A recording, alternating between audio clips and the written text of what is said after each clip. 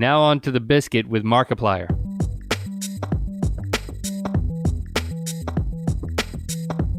I'm very open about my emotions, especially on my channel. And it's strange because I am a gaming channel. So all my content is gaming oriented, and it's in that aspect that I push my channel. But also, as with many gaming channels, they're not so much about the games as they are about the person.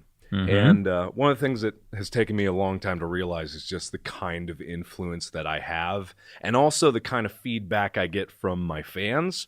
So the reason that I cried, well, the most recent reason I cried was for my 6 million subscriber video, or was it my 6 million? Yes. Yeah. It was the fan video. Yeah. Like they made a music video. Yeah. And it was interesting because that hit me so hard, because the music that was played there was a cover of a game that I played, which related back. It was called To the Moon. I don't know if either of you have ever played the game. It's a rather small indie game, but it's about a dying old man who wants to relive his life and remake the choices that he's made and the mistakes that he's made. And going back into his past was really cool. It was a very deep game, very good game too. Highly recommend it. Very narrative driven. But that's besides the point. The song from the climax of that game was what was covered. And when I heard it, like before I started recording my reaction to it, it opened up and I heard like the first word, and I just went, "Oh no! Here they come! Oh god!" So I got to turn on my camera so everyone can see me weep like a baby. And you knew that you couldn't pre-watch it. You had to get that. So if you were going to cry, you can't act. Yeah, you don't want to have to re-cry because you didn't record your first reaction. Yeah, I don't leave anything on the table. I'm all raw all the time whenever I record my videos. But that was actually a promise that I made to that particular channel, because they made a 5 million video for me, and I didn't record my reaction because I didn't have internet at the time, so I just watched it anyway. It was very touching, but not like this one was, because when I'm even thinking about it now, it's kind of making me a little weepy. You're going to see me cry here, but do it. No, God, yes, no. Please. But just, it was the fact that I saw so many of my fans in one place, and each of them took up maybe like a 1/10 of a second, but I still saw them, and I knew they took the time. 6 million times 10 seconds.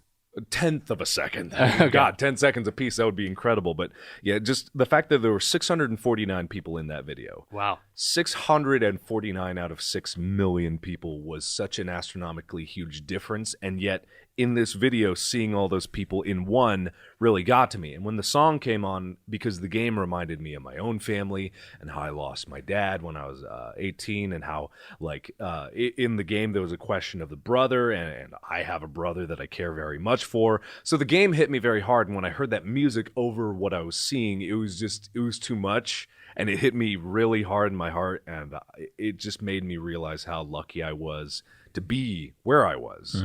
And the video that I did before that, where I cried again like a little baby, was for my actual 6 million, and I was, it was for 5 million. That's right. Every million subscribers, you cry. Pretty much, yeah. Well, because I'm honored. I'm very, very honored at what happens. But the reason that particular one was so important to me is because when I look back at all the subscribers I have, I remember the early times. And you guys probably remember the early times in your channel when you had a one-on-one conversation with a lot of your fans, and you were able to talk with them. And one of the things that hit me hardest was I had recently been getting a lot of emails from fans. I've been making a concerted effort to try to read through some of the emails, and it really, really hit me. And I had to re-record that video like 10 times because I couldn't get through it. I was crying so much. And it was because I read emails of people that were fans of me when I had just started YouTube. And it was from their family members who said that my videos helped them out in the last moments of their life. And that hundreds and hundreds of fans who were there with me in the beginning of my channel are now gone. They died in the progress of me getting to this point. And they didn't care that I was a huge channel, and they didn't care that I had 5 million subscribers.